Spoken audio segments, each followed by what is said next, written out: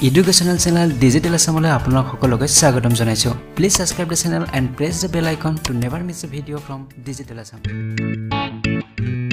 নমস্কাৰ আজিৰ ভিডিঅ'টিত আমি আলোচনা কৰিম ODL D.El.Ed ৰ পেপাৰ 5 ইউনিট 2 শ্ৰৱণ আৰু কথন দক্ষতা লিসনিং এণ্ড স্পিকিং স্কিলছ যদি আপোনালোকে এতিয়া ইউনিট 1 ৰ কুৱেশ্যন আনসাৰ শুনে লিংক ডেসক্ৰিপচন বক্সত দিয়া আছে তাত গৈ আপোনালোকে চাব পাৰিব নাইবা ওপৰত থকা আই বটনৰ প্ৰেছ কৰি আপোনালোকে সেই ভিডিঅ'টো চাব পাৰিব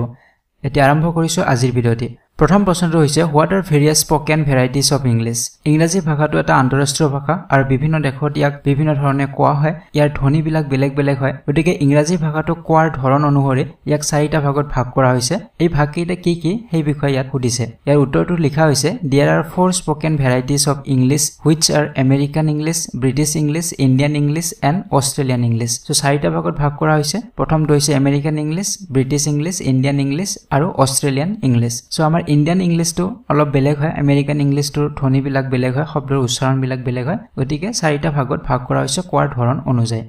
নেক্সট কোৱেশ্চনটো লৈছো how many sounds are there in the sound system of English কিমান প্ৰকাৰৰ ধ্বনি ইংৰাজী ভাষাটোত আছে so there are 44 sounds in sound system of English ইংৰাজী ভাষাটোৰ 44টা ধ্বনি অন্তৰ্ভুক্ত হৈ আছে যদিও আমি সকলোৱে জানো যে ইংৰাজী ভাষাৰ এলফাবেট হৈছে 26টা কিন্তু 26টা এলফাবেট হলো ইয়াৰ ধ্বনি 44টা হয় কাৰণ শব্দ অনুযায়ী ধ্বনি বিলাক বেলেগ বেলেগ হয় সেই কাৰণে যদিও 26টা এলফাবেট আছে সেই 26টাৰ ধ্বনি কিন্তু 44টা হয় গতিকে আমাক সুধিলে ইংৰাজী ভাষাত কিমান ধ্বনি আছে তেতিয়া 44 সাউন্ডস লিখিব লাগিব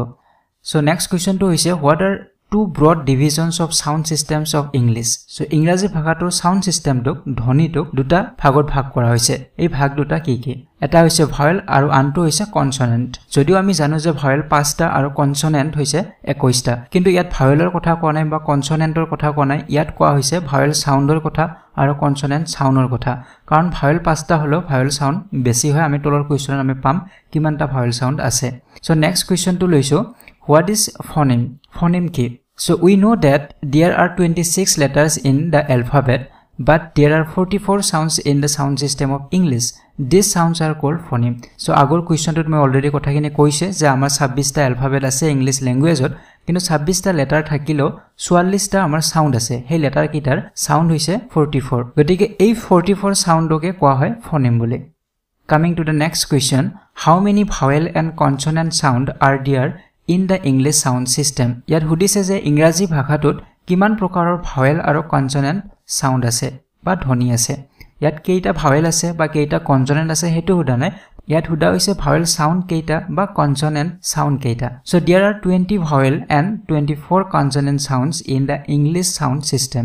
so ইয়াত ভাৱেল সাউন্ড আছে 20টা আৰু কনসনেন্ট সাউন্ড আছে 24টা যদিও ভাৱেল 5টা হয় সাউন্ড হৈছে 20টা যদিও কনসনেন্ট 21টা হয় ইয়াৰ ধ্বনি হৈছে 24টা সো এই প্ৰশ্নটোৰ উপৰিও আৰু ইয়াত প্ৰশ্ন হ'ব পাৰে মই এটা ডায়াগ্ৰাম আপোনালোকক দেখুৱাইছো এটো আপোনালোকে মনত ৰাখিব আৰু ইয়াত বহুত কেইটা প্ৰশ্নৰ উত্তৰ আপোনালোকে পাই যাব প্ৰথমে দিয়া আছে যে ফোনেমছ 44 গতিকে 44 সাউন্ড আছে ইংলিছত ধ্বনি আছে আৰু তাক ফোনেম বুলি কোৱা হয় সেই 44টা ধ্বনিক আকৌ ভাগ কৰা হৈছে দুটা ভাগত এটা হৈছে ভাৱেল তাত 20টা ধ্বনি আছে আৰু কনসনেন্ট তাত 24টা ধ্বনি আছে ভাৱেল সাউন্ডটোক আকৌ দুটা ভাগত ভাগ কৰা হৈছে পিওৰ ভাৱেলস 12টা আছে আৰু ডিফথংস আছে 8টা গতিকে ইয়াত সুধিব পাৰে পিওৰ ভাৱেল কেইটা বা ডিফথং কেইটা তেতিয়া আপোনালোকে আনসাৰ কৰিব পাৰিব সো ডিফথং কি বুলিও সুধিব পাৰে সো ডিফথং হৈছে দুটা ভাৱেল লগ হৈ যেটো ধ্বনিৰ সৃষ্টি হয় তাকে ডিফথং বুলি কোৱা হয় যেনে লাউড শব্দটোত L O U D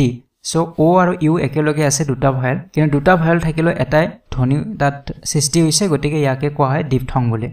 So এতিয়া next question to আহিছো what does segment refer to in the sound system ইংৰাজী ভাষাৰ ধ্বনিত segment মানে কি বুজায় The word segment refers to a unit that can be identified either physically or auditorily in a stream of speech আমি যেতিয়া এটা সেন্টেন্স ক suppose this is a pen এই সেন্টেন্সত সাধাৰণতে কেইটামান segment আছে না this বা pen একেটা segmentত ভাগ কৰা হৈছে ultimately এটা সেন্টেন্সৰ যেটো সৰু সৰু যিবিলাক পাৰ্ট হেবিলাককে segment বুলি কোৱা হয়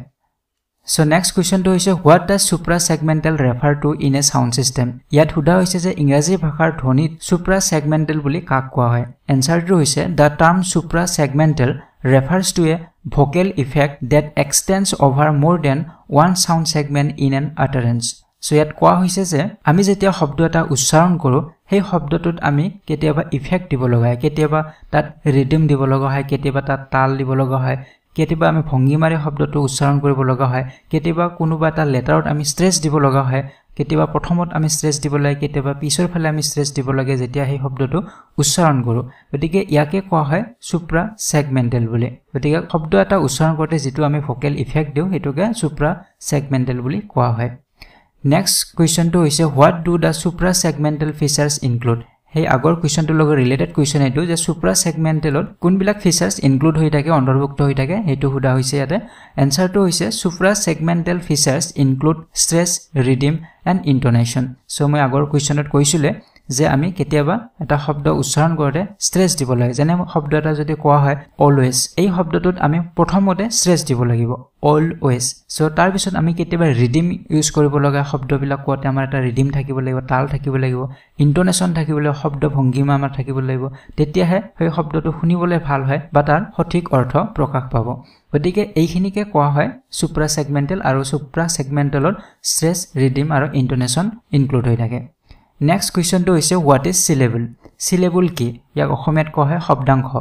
A syllable is one unit of sound in English. Syllable joins consonants and vowels to form words. So syllable hoise eta dhoni. So for example ami udaharon sorupe joti eta shobdo long. Yate amar consonant sound ase aru vowel sound ase. Gotike duota sound log hoy srishti hoise eta shobdo. Kintu yat ami syllable bole kuntu kom. So yat jodi shobdo jodi ami sao yat eta syllable ase. Kyo? Karon yat vowel eta ase jene l o to eta vowel baki keita consonant hoy gotike long buli koar logolege amar etai vowel sound tat poa jay gotike vowel keita ase hetu important nohoy vowel sound keita ase hetu he important hoy jetia kuno eta শব্দত keita syllable ase hetu ami janibo lagibo tetia ami sabo lagibo je he শব্দটোত keita vowel sound ase keita vowel ase hetu important nohoy keita vowel sound ase হেতু হে important মই এটা বেলেগ word লৈছো যেনে same SHAME এই শব্দটোত vowel আছে দুটা এটা হৈছে এ আৰু আনটো হেখত আছে ME কিন্তু ইয়াতে ই টো সাইলেন্ট হৈ আছে বা উজ্জ হৈ আছে ই টোৰ উচ্চাৰণ ইয়াতে হোৱা নাই যেনে semi বুলি আমি নকওঁ same বুলি কওঁ গতিকে same বুলি কোৱাৰ লগে আমাৰ এ টোৰ হে উচ্চাৰণ হয় গতিকে ইয়াতে ভাৱেল দুটা থাকিলো ইয়াৰ ভাৱেল সাউন্ড হৈছে এটা গতিকে হেই কাৰণে ইয়াত কেইটা সিলেবল আছে এটা syllable আছে যেটা কোনো এটা সেন্টেন্সত আমি দুটা vowel sound পাম তেনেহলে তাত syllable থাকিব দুটা বা তিনিটা vowel sound থাকিলে তিনিটা syllable থাকিব এটা হেখৰ প্ৰশ্নটো লৈছো what is IPA symbol so IPA symbol মানে কি IPA ফুল ফৰ্মটো হদিব পাৰে the International Phonetic Association symbol এটো হৈছে ফুল ফৰ্মটো so আমি প্ৰায় ডিকশনাৰী যদি আমি এটা শব্দ চাও তেনেহলে শব্দটো কাখতে এটা symbol দিয়া থাকে তাক IPA symbol বুলি কয় যেটো symbolৰ পৰা আমি তাৰ সঠিক উচ্চাৰণটো গম পাও যেনে ইয়াতে এটা एग्जांपल দিয়া হৈছে পেন পেনটো এনে ধৰণে ডিকশনাৰীত লিখা থাকিব সাইডত আৰু এই symbolটোৰ জৰিয়তে আমি পেনটোৰ উচ্চাৰণ কেনেকৈ হ'ব লাগে এটো আমি গম পাম গতিকে এই symbolটোকে কোৱা হয় IPA symbol বুলি So friends আজি ভিডিওটিত ইমানেই আছিল so next ভিডিওত আমি ইউনিট 3 প্ৰশ্ন উত্তৰসমূহ লৈ আহিম যদি আপোনালোকে ভিডিওবোৰ ভাল পাইছে তেনেহলে লাইক আৰু শেয়াৰ কৰিব নাপাহৰিব আৰু আমাৰ ফেসবুক পেজটো লাইক কৰিব নাপাহৰিব লিংক ডেসক্ৰিপচনত আছে তাত আপোনালোকে ইনষ্টেন্ট আপডেটসমূহ পাই থাকিব so see you in the next one till then goodbye